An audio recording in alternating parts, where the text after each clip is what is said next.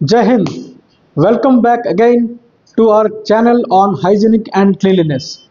आमे जानिचंती जे स्वच्छता गोटे आमर जीवन शैली किंतु आर जो महात्म्य आर जो इम्पोर्टेंस एटा आमर बहुत सारा रिलीजियस बुक जोटा कि धर्म ग्रंथ मानकर भी यह उल्लेख करा जायछि।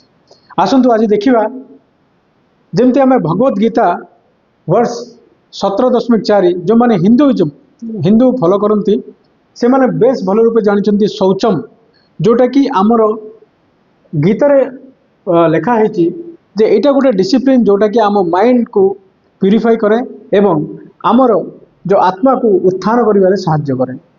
सेमिति जो माने इस्लामिक प्रैक्टिस करती से माने जानते जे 74.4 लेखा है जदि आमे भगवान को पाइबार अच्छे माने क्लीन क्लॉथ पिंधा बहुत जरूरी। बाइबल जो माने क्रिश्चियनिटी प्रैक्टिस करछंती से माने बेस भल रूपे जानछंती जे भगवान को से रिक्वेस्ट करछन जे मो भितरे गोटे क्लीन हार्ट गोटे सफा हृदय करिया पई से भगवान को विनती करछंती। माने आमे देखुछंती जे केवल परिवेश ही परिमल कथा नुहे आमे इंटरनली भी केमते आमे शुद्ध करा जाय परिबो ता विषय ए सब वर्णना करा जायछि।